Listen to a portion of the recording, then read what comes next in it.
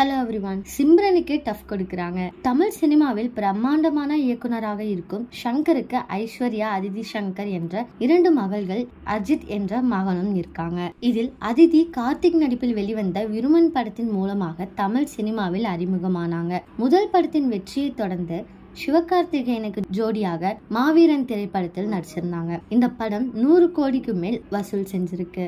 அதிதி சமூக வலைத்தளங்கள்ல ஆக்டிவா இருந்து வந்துட்டு இருக்காங்க. நடிகை சிம்ரனின் தொட்டு தொட்டு பேசும் சுல்தானா பாடலுக்கு நடனமாடி வீடியோ வெளியிட்டு இருக்காங்க. தற்பொழுது அந்த வீடியோ தான் சமூக வலைத்தளங்கள்ல வேகமா பரவி வந்துட்டு இருக்கு. இதை பார்த்த ரசிகர்கள் அனைவரும் சிம்ரனுக்கு டஃப் கொடுக்கும் அதிதி சங்கர் அப்படின்னு கமெண்ட் பண்ணிட்டு வந்துட்டு இருக்காங்க.